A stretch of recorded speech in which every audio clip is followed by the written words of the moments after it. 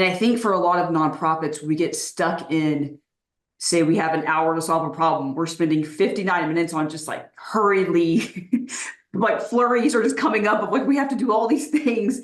And we're not spending enough time thinking about what is the problem we're trying to solve, and ultimately, like, what is the change we're trying to create. If we did that, if we changed the way we approach problem solving, we would act completely different.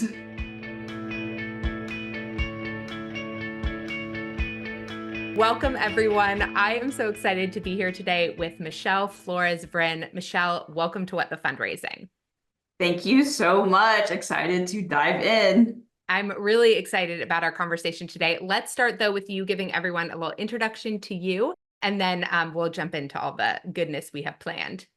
Okay, I definitely will. First, I want to say we did not plan the black and white attire. We are vibing.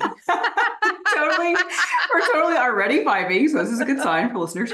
But for my bio, I have been in the nonprofit sector for over 15 years. And interestingly, I started out in communications and marketing and then moved to fundraising. So I always feel like this gives me a unique lens on our fundraising work, because those two fields are very synergistic, nonprofits or otherwise. And I am currently the head of development at an international org called iNaturalist. And maybe we'll talk more about that. I'm also on the AFP Global Board of Directors, as well as a Texas chapter organizer for community-centric fundraising. So involved in a lot of things: philanthropy, fundraising, and nonprofits. Oh my gosh, amazing. So you really come at this conversation from like all angles, which I actually think is really cool in terms of what we're going to talk about a little bit today. So when we had our first sort of like intro call, there were so many areas where we were like, oh, we could talk about that. Oh, we could talk about that. Oh, we could talk about that. But I think, today we're going to talk a little bit about scale, systems change, and then also like the real experience of fundraisers and nonprofit leaders in our sector right now, the burnout, the stress that they're experiencing. I talk about that a lot in my book. You did a research study around it. And so I'd actually love for you to start by just sharing a little bit about that kind of like exploration, maybe even like what inspired the survey. What did you guys find in the survey? And then we can start to talk about sort of the application of some of those learnings to these other themes. Yes. So I'm always happy to talk about the social impact staff retention survey, which I did in partnership with my very good friend, Evan Wildstein. So if you're not following Evan on LinkedIn, please check him out and do so. He's a wealth of knowledge. And one reason that we decided to do this retention survey was because we felt, as nonprofit practitioners, a lot of the retention surveys, or like what's going on in the nonprofit world, are done from people that are not in the practitioner seat. And for Evan and myself, he's been in nonprofits for 20 years. I've been nearly 20 years. So we've been doing this a long time, and we wanted to make sure that the practitioner voice was uplifted in these surveys. Evan and I both always say, like, we're not trying to sell you anything with this survey. We're trying to create more of like a baseline understanding of what's going on in our sector. So I think it came out of our both shared desire to learn more, but to also put together something that it doesn't have a bias of trying to sell you anything at the end.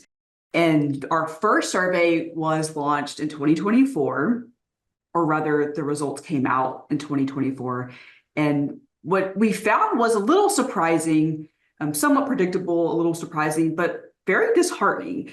The top line things to take away from the survey are about 74% of people said that they would be looking for a new job in the next year. And that is extremely high. And it's actually 10 points higher than the industry average cumulatively. So we are 10 points higher in the nonprofit sector than other people leaving other sectors, which I think for a lot of us, we may not be overly surprised by that. But one of the things for me that really stuck out was why people said that they were looking. And there were three things that people said. The first one, and I really feel this one, is they just had too much responsibility. They just couldn't do it all. It was in their job description, too much responsibility. Very close behind that was no obvious or clear growth path for them. And then thirdly, people said just inadequate pay, essentially, and benefits.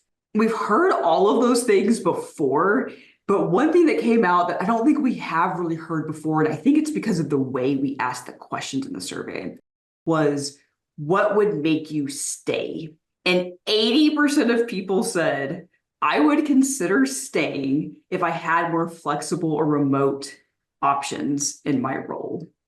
And I always want to underscore that for everyone, because that is something we can give people. It's important to people. They're telling us it's important. So that's like one big takeaway. I just always want to like double underline. Ooh, I love that you shared some hard truths followed by a super actionable thing that is like available for us. And I think especially as it does feel like we see more and more of a mass exodus to consulting, that like, and for that reason, kind of being both marketed around why people should go into consulting and why people ultimately do choose that. I think that is such a good takeaway. Okay, so number one, then on that list, having way too many things to do. And so in my book that's coming out, and I shared this a little bit before we talked, I have been sort of studying related to fundraisers in particular, what are some of the elements that we experience in fundraising that actually really understandably dysregulate our nervous system, lead to chronic stress, and lead to burnout. And those, in many ways, in certain ways, they sort of appear within those results, but in many ways they don't. And I'm not surprised by that, actually, because I don't think that we think of them as reasons why we might not be feeling good in our roles, right? So those were like pressure, isolation, rejection, uncertainty, power dynamics. All 5 of those things have been scientifically proven to cause a stress response in our body. And we know we experience all of them so much in fundraising. And even in that like number one response around like having way too many things on their list, you can sort of like see all of those things inside of there, right? Like the pressure, the uncertainty, we know with fundraising, then like layering the power dynamics on top of that, the rejection that everybody is going to feel no matter what, right? And then a lot of times the isolation, which like maybe we name, maybe we don't, but I think, and it's really interesting having you had come from sort of a comms marketing background into fundraising, but like a lot of times what I see when fundraisers are feeling really isolated is like even in their own teams, right? There are so many people who are like, I'm not the fundraiser. And so it's like, yeah, they might be on a team, they might be working in an office, but they feel isolated because of the way that other people sort of distance themselves from that role. And so there's a lot in here, but I want to talk about like related to that first piece, like having way too many things on our plate. That probably could be said of like every single nonprofit for certain reasons. But in particular, well, actually, I want to ask this question different before we go into the like sort of scale piece. I see you on LinkedIn talk a lot about like realistic expectations. And I've seen you sort of share job postings or elements of job postings where it's like, y'all, like, this is not it, right? And both in terms of maybe like how much people are being paid for, but then the expectations of their work and kind of like how many different hats they're wearing. And I'm curious, like, when you see posts like that, how many of the things do you see on that list are things that like maybe they just shouldn't be doing? Like if that you would sort of like deprioritize in general, and you can sort of look at that list and be like, actually what they should be focused on are 5 of the 15 things that you have on here to start, and here's why. Like, tell me a little bit about kind of that side of why everybody's getting delegated way too many things. Yeah, I think for me, there's 2 lines of error here. The first one is not understanding that doing less gets you more, the whole, addition by subtraction, whatever cutesy phrase you want to play with here. And I laugh about that, but really it takes someone with business knowledge to understand that, because you cannot be all things to all people. Like anything is possible, but you can't do everything at once. And anyone who has like their own business will be able to really explain why that is, because you have limited energy resources. So the first line of error here for me is we don't have leaders in these roles who understand that and who are evangelizing that kind of understanding. So that's a real problem. And essentially, I kind of boil that down to is we're placing the wrong people in these roles. The second line of thinking, or the second line of error here for me, what I see is I set this up with a question or a quote that's one of my favorite quotes by Albert Einstein. And he said, if I had an hour to solve a problem, I'd spend 55 minutes thinking about the problem and only 5 minutes coming up with solutions. And for me, that's really saying the way you frame the problem, step back and understand, like, what is it I'm dealing with in this landscape? The way you do that is the most important thing. And I think for a lot of nonprofits, we get stuck in, say we have an hour to solve a problem. We're spending 59 minutes on just like hurriedly, like flurries are just coming up of like, we have to do all these things. And we're not spending enough time thinking about what is the problem we're trying to solve and ultimately like, what is the change we're trying to create? If we did that, if we changed the way we approach problem solving, we would act completely different. But I think this is like just inherited from, just decades and decades of leadership in the nonprofit space. Is that's the way you were taught. This is like what you were exposed to. And at some point, I think, people like Evan and myself and other people who are vocal practitioners, we're trying to slow that train down and insert a new way of doing things. And I really feel like practitioners are the ones who are going to influence us the most because we are within these organizations. We have the influence to create new kinds of cultures, new kinds of ways of being. And it's a lot of work because while you're dealing with these old structures, these old ways of doing things or being successful, you at the same time have to take on the responsibility of creating new things. And that's a very, very hard thing to do. It's not impossible, but it is hard. Oh my gosh, there's so much wisdom in everything that you just shared. And gosh, I'm like thinking a lot about that piece around, I sort of come at it from a different angle, but totally aligned. I'm sure people who are listening to this are like, Mallory, you've like fed her this like information because they probably like know what I'm about to say. But right, there's like, I mean, to me, like when I think about sort of our like nervous system, also like our nervous system responses to do, right? Like we are so much more uncomfortable in that like thinking space, in giving ourselves space to explore. And then it's like the more stressed we get, the more we like oscillate back and forth between this like shiny object syndrome of like, keeping ourselves sort of like, our anxiety at bay that we are being productive.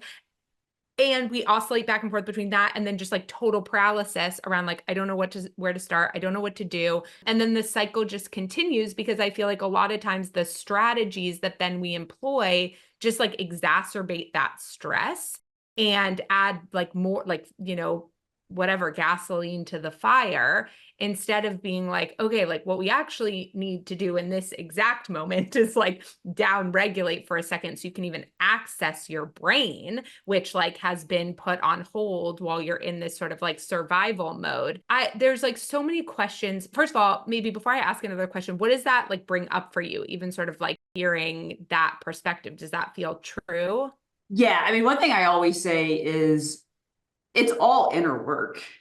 I think so oftentimes, like as someone who, is in a lot of equity related conversations, we often are framing things as structural change. And there's a place for that. But at the same time, we have to be able to hold the truth that it's all inner work. At the same time, both are true. And I think that's a real sign of like high intelligence is you have to be able to hold both of those things at once. Like, yes, we should look at the structures. Yes, we should hold them accountable, but we also have to look at ourselves. And if we don't do both, nothing will ever actually change. Yeah. Okay. I love that because I talk a lot about like, yes, like all the inner work in the world can't make up for a toxic work environment, right? And like outer barriers are real, 100%. And if we want to increase our capacity to deal with that toxic work environment, to deal with the inequity, like in our organization or in the sector, it requires the inner work. Like, and so it's like 100% like a both and situation. Okay, so one of the things that's sort of coming up related to what we had sort of hoped to talk about around scaling, the like famous last words, is really like the pressure I think we put on ourselves as a sector to like demonstrate, I don't know, to kind of like placate capitalism in certain ways. Like we adopt these. I worked for an board chair who would literally freak out if our fundraising graph did not did not look like it was going up. Now, we could have been spending twice as much money. We could have had way less reserves. We could have been totally inappropriately like using that money, but all she cared about was the graph. All she cared about. And so I feel like we have all these sort of like virtue-esque ways of thinking of like what makes a good nonprofit. And I'm not saying all of them are our fault. Like a lot of them have come from society, have come from donors, have come from like the history of the sector that have led to a lot of these things. But I'm curious, like, what do you think is like guiding us in our decision making around how we grow or sustain our organization? Yeah. I haven't fully fleshed out this article, but the draft is living in my mind. So you all are getting a preview to it. And there's this phrase for me to talk about what you're saying, Mallory, and it clings onto it more succinctly it's like this collective ego of nonprofits. Like we have this collective ego of this is what success looks like. I think that that's really what drives them to grow, like for the sake of being bigger, because we're using essentially money, revenue, annual dollars raised, whatever label you want to put on it. We're talking about money. We're using that as a proxy of how successful we are in our positions. And it's hard. And I think that that's like a very well-grooved, lived-in proxy for nonprofit professionals, because we're always told by external people, you're not doing enough, you should be doing more. It's coming from the board chair, it's coming from your CEO, it's coming from people out in the community, it's coming from, we're having drop in institutional trust and nonprofits are among them. There's news articles, there's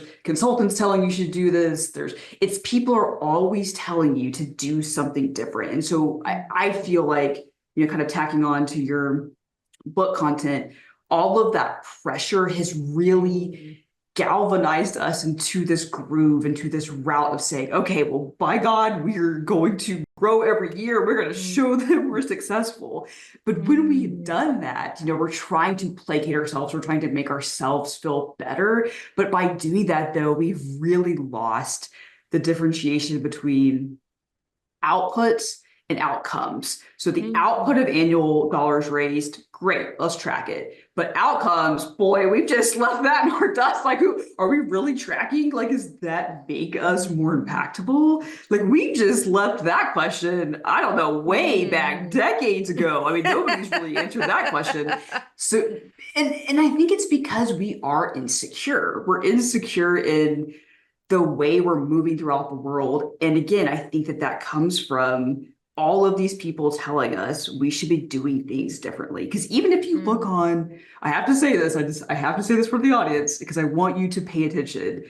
Even when you looked on LinkedIn from consultants or other people, it's like, you don't be doing this on Giving Tuesday. Don't write it this way. I got, here's the appeal and here's 5 things you did wrong. Like, you're constantly hearing all of these things that you're doing wrong. And the dollars is like the one thing that you feel like this can be our proxy for success. If we get this thing right, we're doing it right. And in reality, I think we also have to tell ourselves or remind ourselves, we didn't create all of these social problems. I mean, this is not our thing to fix alone. Like, we need other people to help us. And I think it's good that we have placed our hearts in this sector and we've done a lot of great things, but we can't burden or shoulder the burden of this alone, and I think that we're also doing that as well. Oh my God. I mean, there's so much in there that I feel like is so important for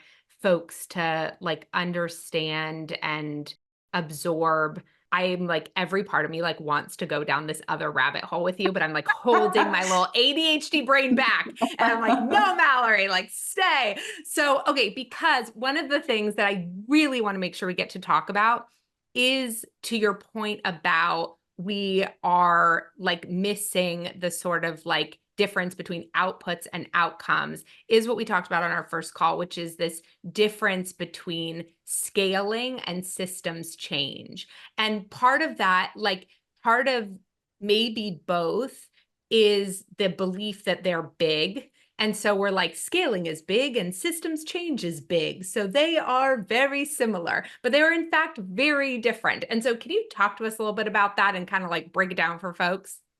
Yeah. I mean, so essentially, I think so. There's different ways that you can define scale. I'll throw out a definition here so we have a baseline understanding. What I'm talking about with scale is growing essentially your organizational budget, which is grown by the dollars you have in and how much you're spending each year. So we're using organizational budget. The higher it gets, the better. That's how I'm thinking of scaling. Now, keep in mind, in that definition, it doesn't necessarily mean that there's an associated link to impact. I mean, there could be, but not necessarily. So I think this illusion of scale as success is something that's a trap that we're kind of stuck in. And systems change, which I think all of our missions link to on some level, is different than that, because true systems change is not about the organization growing, but it's about fundamentally altering the structures that cause social issues.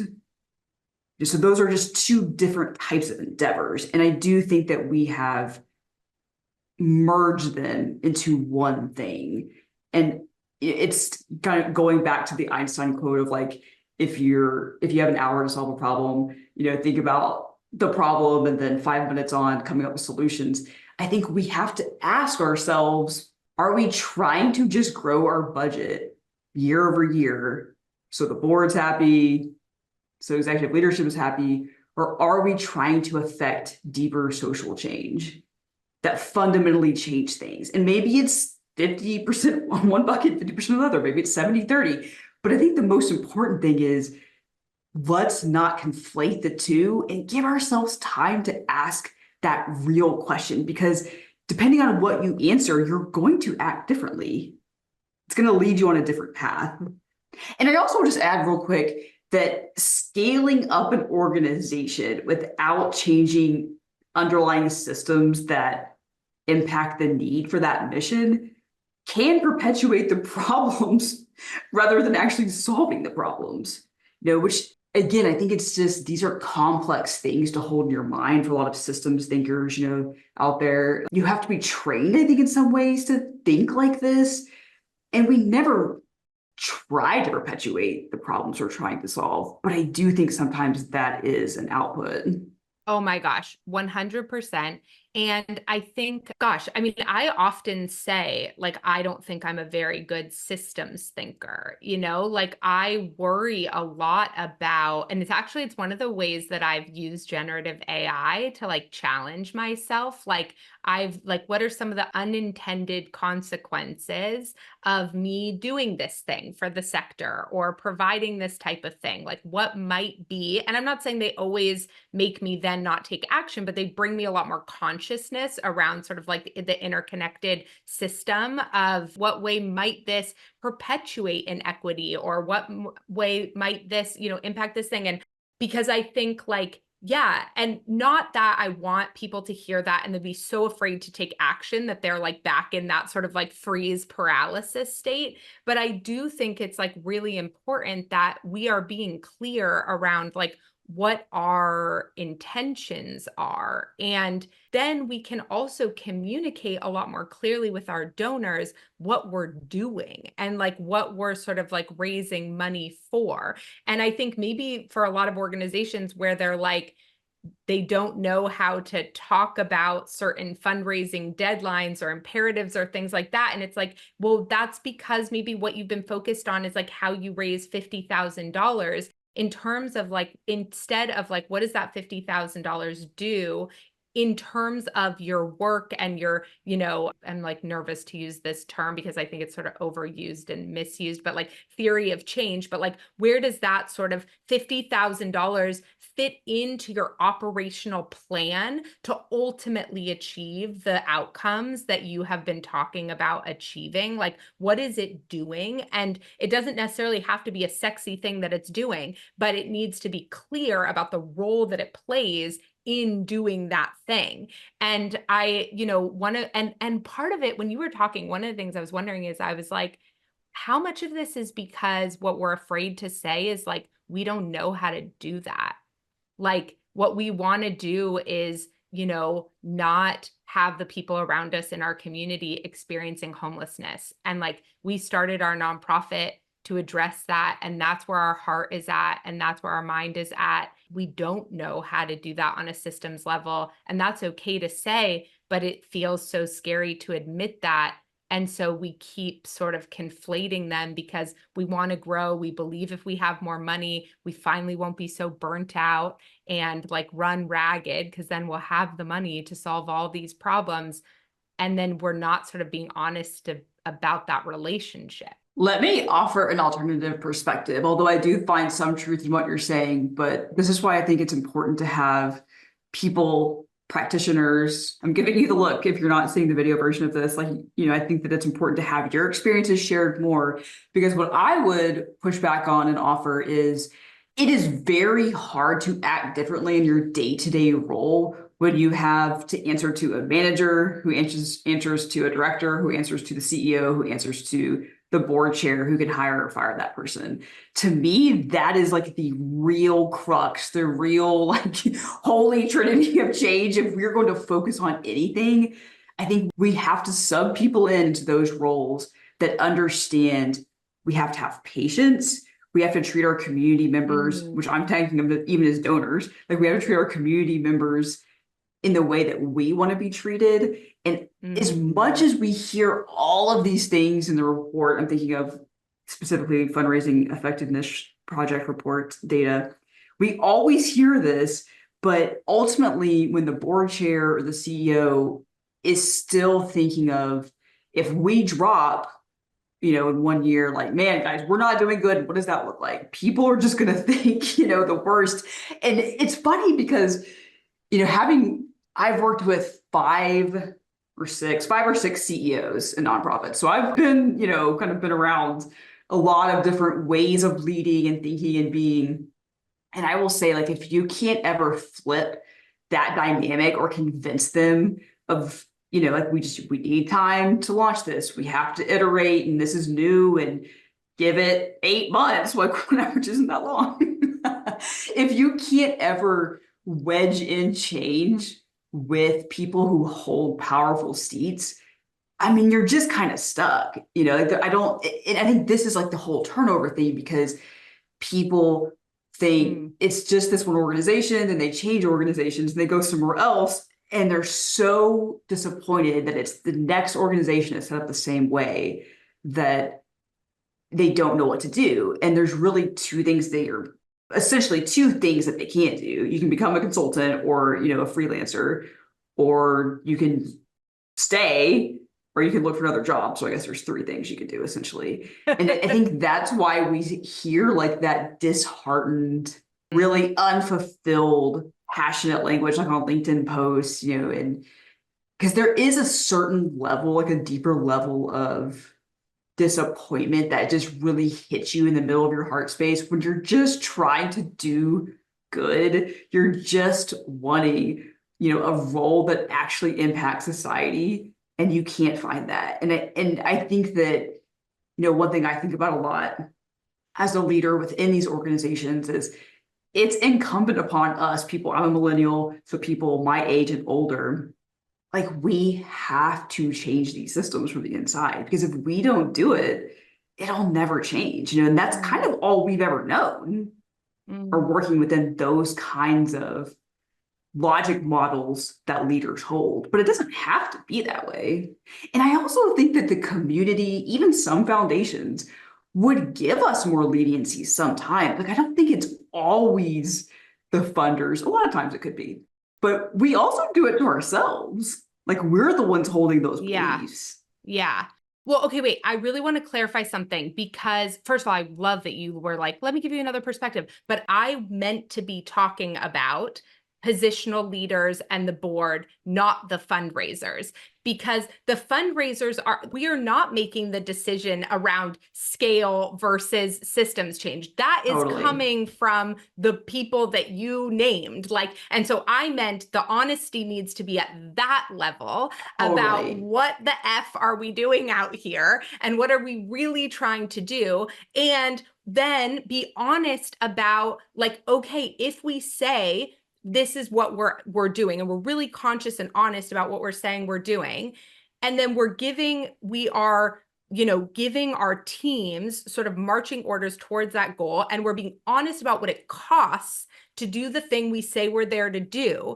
That type of consciousness and decision making then requires us, like something we talked about before we click record, that one of the things I really do look at in the for-profit space is like startup fundraising, and the way they're like, this costs this amount to do, and if we don't raise it, we don't do it. But in the nonprofit sector, we're like, this costs this amount to do, and if I raise 1/16, I'm still going to do it. And then we're burnt out. We're wearing way too many hats. Like, we wonder why we're wearing way too many hats and we have way too many expectations with us. It's like, well, yeah, because at one point somebody said that amount of work was 3 positions. Then they didn't raise the money for 3 positions and they combined the job descriptions. And that is not a way to run a sector. Yeah, totally. And I think that, because so much of our fundraising strategy is piecemeal, right? Like, it's not all coming from a government funder or a foundation or community giving. It's very piecemeal, very Frankenstein-esque. It's hard to do all that kind of planning, but I agree with your point though, of we have to be able to push back and say like, well, can't do it for that amount. Right. Can't right. do Or it. just be honest. Like, okay, so I mean, I don't know. I feel like we honestly do waste a lot of time planning in ways that are pretty unrealistic. Like, just the amount of board retreats that I have been to where everyone did find 72 hours to be together, but like, how honest were people being in those rooms about what they were willing to do, what they were actually going to do, what the organization had the capacity to do, right? So for me, it's like, okay, yeah, maybe we don't have the opportunity to problem solve 55 minutes for every 5 minutes of action or something like that. But we definitely have the opportunity to use our problem solving time better. And that, I think, requires a level of honesty, especially at the top, about what is happening. And then I think, to your point, as fundraisers, and it's funny because I know I'm a consultant technically, but I very much feel like a fundraiser. Like, I did not become a consultant because I hated fundraising. I love frontline fundraising now. And really, I wanted to stay in that role, but I couldn't manage that and doing the coaching work. And so but I really like, that is it's interesting because like in my book, when I talk about fundraisers, I pretty much never, except for in a few like coaching moments, use the word you. I'm always like we, because I am a fundraiser, And so I really want, though, that I love that part that you said around like, we also need to recognize as fundraisers where we have opportunities to push back, where we have opportunities to get curious, where our behavior drives that narrative. Like, yes, we are doing everything we can to do meaningful work and make an impact with an often impossible plate in front of us to do that. And I am so worried about what is happening to fundraisers. And I think the more we feel a sense of choice and agency in even these micro moments, like, the more capacity we build as an entity to advocate for the sector we want. Yeah, I mean, Evan and I talk about this a lot. It's just not a sustainable approach. I think, again, like, maybe we're bringing back like the systems change thinker cap and we're going to wear it right now. I mean, yes, this is bad. Like, this is all bad, but project out 5 or 10 years at some point, because this has already been happening for so many years, right? Like, how long the Chronicle of Philanthropy had the covers been like fundraisers are fed up. Like that was the cover in like 2006, so we're 2024. And I think we have to project out at some point, like this is just not like not only is it just not sustainable, but it's going to morph into something that it's just out of our control, right? Like it's something that we can't change because it's like this huge vortex of something we don't want. And it's just like, I don't even know how to approach this problem. And one reason I think that projected out shift in the sector will happen if we don't change soon is because, newer generations, they're like, no, thank you.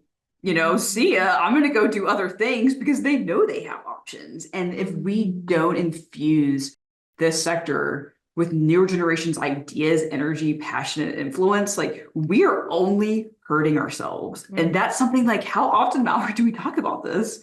Like nobody's really talking about this because they don't think it's that big of a deal. But again, if you think about how long we've been talking about the fundraising turnover problem or the nonprofit leadership crisis, I mean, you and I know because we're old enough, this has been like a 20-year thing, so it's not new. I mean, some people may have just now, heard about the last couple of years, but we're kind of at the point to where this is the pit stop. Like either we make change or we just keep going and, we're not going to like where this trajectory ends. It's so 100%. Like I am like standing on my chair clapping around everything that you just said. And actually, it's very interesting timing that we're talking about this because today I had a conversation with Marcus Collins, who wrote the book For the Culture.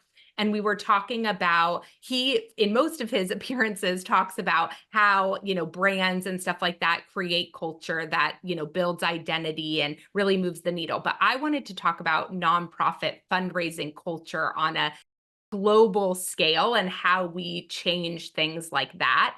And one of the things that we were talking about when we were talking about culture is like that one of the things that there's like fast culture and slow culture, and they're related, and we don't have time to go into all the things, but he talked about how these moments in society that are shocks to the system create dialogue about problems in ways that help to shift fast culture and slow culture. So like he talked about like the Will Smith, Chris Rock slap, for example, and like this moment that was like such a shock to everybody's system that it actually opened up a lot of dialogue around, was that okay? Was that not okay? And a lot of like interesting cultural conversations and like, so but it required this moment of like, did you see that? Did you see that? Did you see that? And then that created this dialogue that then starts to shift culture. And so when we stopped recording, I was like, okay, so my biggest takeaway is that we need to create like a shock to the system moment, because to your point, we haven't talked about this forever. And I feel like we are in this like slow burn where I'm just like, oh my God, y'all, like we gotta, like, what do we need to do to really stir things up in a way that creates dialogue in a uniquely different way that allows us to tackle this problem differently? And I'm really grateful. I really do think that like the way you write on LinkedIn, the content you put out there, like I really think it adds to this like kind of growing pressure in a good way of like a narrative shift and a conversation that needs to be had. So I also just wanted to sort of like thank you for that. Thank you for saying that, because I consider myself like a steward of these important conversations. We love stewardship here. Like, and I think that if that is the end result, then I feel it's successful, because people have, to your point, someone has to call it out, has to be labeled to have like these side conversations. And I don't necessarily know the answer to all these problems, but I know I can open up a space for more conversation. And that's always the first step, because if you can't talk about a problem, you can't solve it. Yes, 100%. Okay, because I don't want to leave everybody in a state of paralysis and overwhelmed about their jobs, I'm curious, like you are a frontline fundraiser, okay? So you are very aware of the systemic issues around us in this sector as a fundraiser. How do you stay in action? How do you sort of focus your time and your energy and your intention to be the fundraiser that you want to be in the midst of all this noise? Being honest, the first thing that comes to my mind is to find a community of people who are like-minded to you. So for me, that's going to be the community-centric fundraising movement. As a Texas chapter organizer, I'm around my people like every week. We have a Monday organizer call. So, I have this plug-in to people who believe very similar things as I do, and they're practitioners. So that I think helps. It helps remind you that you're not on this island alone. That's the great thing about communities. And we're all a part of communities and micro communities. But if you're, not on the community-centric fundraising Slack, I encourage you to go sign up. There's about 7,000 people plus on the Slack group, and it's place-based, it's global. So that's a great way to kind of plug in and get energy back, because like change is always possible. We know that. And it just takes a group of people who really care to make that happen. And I think CCF is definitely galvanizing that type of people. Yeah, I mean, I am so grateful for the work that like CCF has been doing and is doing. And I really like that sort of call to action. Also because it validates our experiences. Like I think you do this a lot in your content too, as the steward of these conversations, is that, if nothing else, people start to realize that like, oh, like it's not just me. It's not my fault, like that I'm experiencing this in my role. And that alone is like so good for our bodies and brains and everything, just to know that, it doesn't put this additional pressure on ourselves of all these shoulds and all these like, I should be better at this, or I should be able to manage this very toxic dynamic normally, or I should be able to do 45 things in my job description, right? I think the more people recognize, like, actually, that's an unrealistic expectation, is like, that is really good for folks. So thank you. Okay. What is like, if you were going to leave everyone with like one sort of final takeaway, hit us with it, and then tell folks where they can go to find you, read all this great content that I'm talking about. I'm really grateful for our time. Oh man, one final takeaway. This has been a roller coaster of topics, which I have loved. And I don't like roller coasters typically. So thank you for this ride. So on my final wave here, I think I'm going to end with giving you like a framework that helps me. And I think that there's really only 3 types of situations you can be in. There's situations that you can fully control. So a lot of this is your reaction to things that happen to you is a good example. There's the situation of you have partial control, but not full control. And then there's situations to where you don't have control.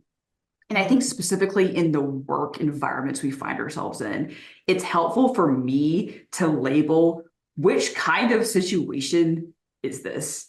And I think sometimes, and this is more of a gut instinct for me, and I hope that you have this too, is sometimes I think you're just going to be in a situation to where you're not going to change that leader. You're not going to change the way they think. You're not going to come in and like change organizational culture because they don't want to change. And honestly, I mean, that's in some ways they're right. But if that's the kind of situation that you find yourself in and you know it, you have very limited power to no power, I would just say, bless and release it, move on when you can, and focus on areas to where you do have change. That's what I've done. So I have change in my writing, I have change in my organizing, and it helps remind you that you do have power. And, if you routinely exercise it, I think you get more anchored in the knowing of that. That is such good advice to end with. Let them go and reorient around what you do have control over and agency in. So thank you. Okay, where can folks go to find you, to follow you, all the things? So I'm most active on LinkedIn, so please follow me there. Always happy to have more nonprofit conversations. I have a website as well, which you can find on my LinkedIn. Amazing. Thank you so much for this conversation, for our roller coaster today. I loved it. Thank you.